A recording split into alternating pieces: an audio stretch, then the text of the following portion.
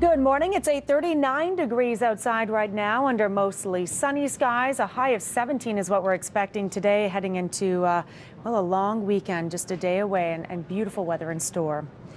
To our top stories now, Quebec police have arrested a 40-year-old man in connection to the murder of 57-year-old Richard Blanchet. Blanchet was found dead last weekend in his Val-de-Meaux home. Later in the week, police asked for the public's help to find the victim's missing truck.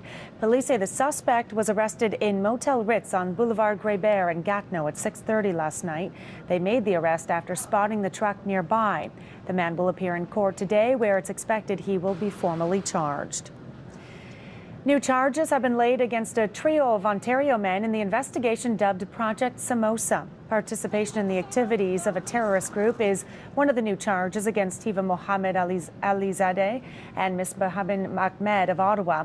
Along with another man from London, they are all charged with conspiracy to facilitate terrorist activity and having or making explosives. In August 2010, police seized terrorist literature, videos and manuals, and dozens of electronic circuit boards allegedly designed to detonate homemade bombs remotely. The Ottawa Hospital has declared an outbreak of C. difficile and is advising patients and visitors to take extra precautions. With more on this, we go live to reporter Melissa Lamb in the newsroom. Melissa. Well, Annette, 5 cases have been reported since April 14th on the 5th floor of the west wing of the general campus.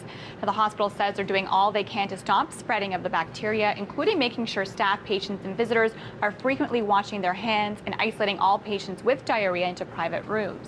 C. difficile is a nasty infection in the colon that is usually caught by patients in the hospital or on antibiotics.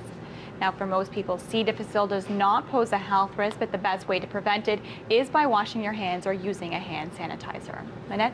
All right, Melissa, thanks for that. After 3.5 months of student protests, the Quebec government has clearly had enough.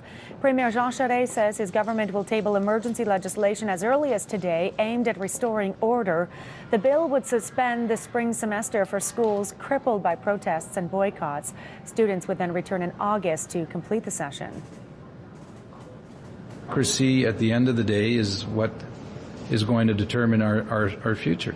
It is not going to be intimidation, and it is certainly not going to be violence. I think that a good family father doesn't call the police to come inside his home to solve the crisis with his kid. He's talking to his kids.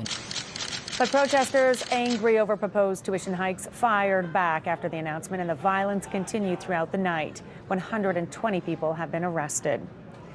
It's one of the largest consumer class settlements in history. Skechers is out $40 million as a result. The shoe company has agreed to pay the cash to settle false advertising claims surrounding its so-called toning shape-up shoes. Consumers spent millions on the sneakers that promised weight loss by simply wearing them. But the U.S. Federal Trade Commission found many people who wore the shoes actually gained weight. Those who paid up to $100 for their shape-ups can now get their money back.